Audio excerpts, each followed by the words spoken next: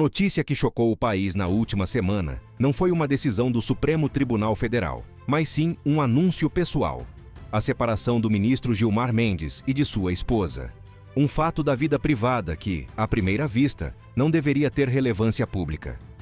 No entanto, quando se trata de figuras do calibre do ministro Gilmar Mendes, e no contexto atual de crescente pressão internacional contra a corrupção e violações de direitos humanos, a pergunta que ecoa nos bastidores políticos e jurídicos é incômoda.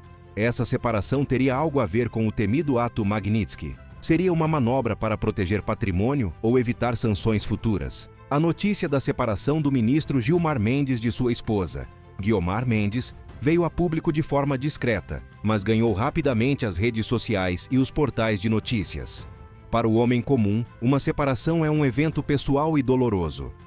Mas no universo das altas esferas do poder, especialmente para um ministro do Supremo, qualquer movimento pessoal pode ser lido sob uma lupa política e jurídica. E a timing dessa revelação levanta sobrancelhas, especialmente para quem acompanha de perto os bastidores das relações internacionais e as ferramentas de combate à corrupção transnacional. Para entender o cerne da questão, precisamos falar do ato Magnitsky.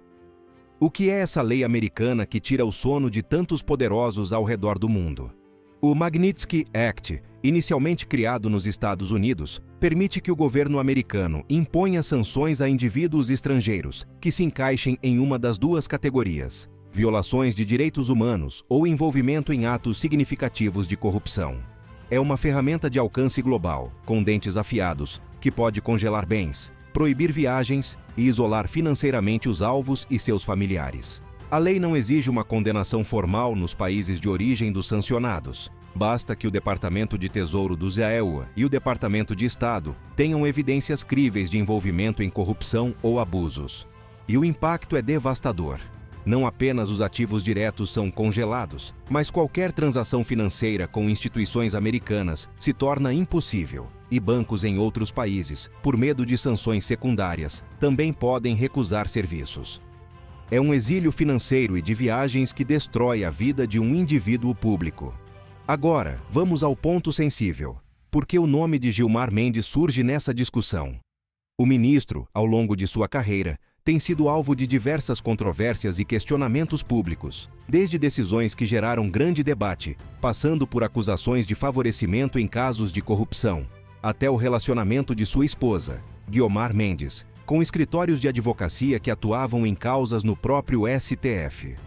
A percepção de um possível conflito de interesses ou de envolvimento indireto em esquemas de influência sempre rondou o gabinete do ministro. Não estamos aqui para julgar a vida pessoal do ministro, mas para analisar as implicações públicas e as possibilidades jurídicas. A exposição de Guiomar Mendes, como advogada e sócia de escritórios, que atuaram em casos milionários envolvendo clientes com processos no Supremo, é um terreno fértil para questionamentos. Se houvesse alguma ligação percebida por autoridades estrangeiras entre essas atividades e atos significativos de corrupção ou enriquecimento ilícito, o risco de Magnitsky não estaria longe. E a lei é clara. Ela pode atingir não apenas o alvo principal, mas também seus familiares próximos e beneficiários de seus atos. E é aqui que a separação entra em cena como uma hipótese. Em situações onde figuras públicas com patrimônios vultosos e possíveis conexões controversas temem sanções internacionais, uma estratégia comum é a blindagem patrimonial. Isso pode envolver transferências de bens, reestruturação societária ou, sim, até mesmo uma separação conjugal para desvincular legalmente os ativos de um cônjuge do outro, na tentativa de evitar que todos os bens da família sejam congelados. É uma jogada jurídica extrema, mas que não seria inédita em casos de alto risco. É fundamental ressaltar que a lei Magnitsky não perdoa. O objetivo é descapitalizar e isolar o indivíduo. E isso inclui buscar bens que possam ter sido transferidos para terceiros, ou que estejam em nome de familiares. Uma separação, do ponto de vista legal, pode ser vista como uma tentativa de dificultar o rastreamento e o congelamento desses ativos. O fato de Guiomar Mendes, como advogada renomada, ter um patrimônio próprio e atuar em causas complexas, adiciona uma camada extra de complexidade e especulação a essa situação. Basta olhar para casos recentes em que o ato Magnitsky foi aplicado. políticos e empresários russos, membros de regimes africanos e asiáticos, e até mesmo figuras latino-americanas com ligações à corrupção e narcotráfico, foram pegos pelas sanções. O modus operandi é sempre o mesmo: investigações discretas, coleta de provas e, de repente, o anúncio público do congelamento de bens e proibição de viagens. A força da lei está em sua capacidade de operar de forma silenciosa, até o momento do impacto, sem depender da burocracia dos sistemas judiciais locais. Se, porventura, o ministro Gilmar Mendes fosse alvo de uma ação Magnitsky, o abalo no sistema judiciário brasileiro seria sísmico. A reputação do STF, já fragilizada por críticas internas e externas, seria ainda mais atingida. Seria um sinal claro de que a impunidade, mesmo nas mais altas cortes, não é mais tolerada no cenário global. A pressão política sobre o governo brasileiro e sobre o próprio Supremo seria imensa, exigindo respostas e ações concretas. A credibilidade do país perante a comunidade internacional ficaria em xeque.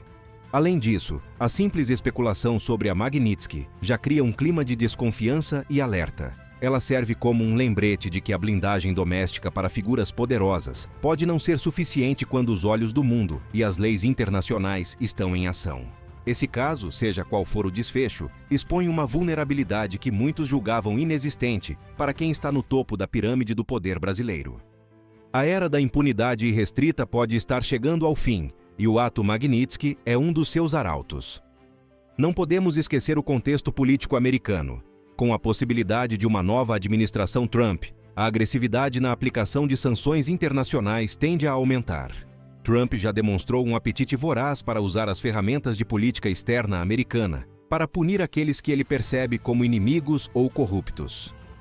Um possível retorno de Trump ao poder seria um catalisador para uma postura ainda mais incisiva contra figuras brasileiras envolvidas em controvérsias de corrupção ou violações de direitos humanos. As consequências pessoais e financeiras para o alvo de uma sanção Magnitsky são brutais.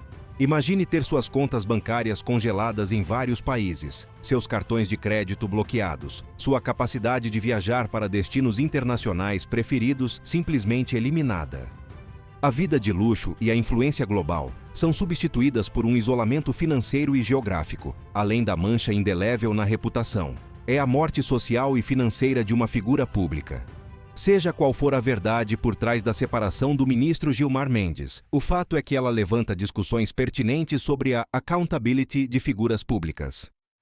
Em um mundo cada vez mais conectado, onde a informação flui rapidamente e as leis se entrelaçam globalmente, nem mesmo os mais poderosos podem se considerar imunes à fiscalização e às consequências de seus atos. O caso nos lembra que a busca por transparência e justiça é uma constante, e que as ferramentas para alcançá-la estão se tornando cada vez mais sofisticadas. A especulação em torno do ato Magnitsky é um indicativo do clima de desconfiança que permeia as instituições. Fica a pergunta no ar: essa separação é apenas um evento da vida pessoal ou um movimento calculado no tabuleiro de xadrez do poder? Acompanhemos os desdobramentos, pois essa história está longe de ter um ponto final. O que você pensa sobre essa coincidência? Deixe sua opinião nos comentários e vamos juntos analisar os próximos capítulos desta saga.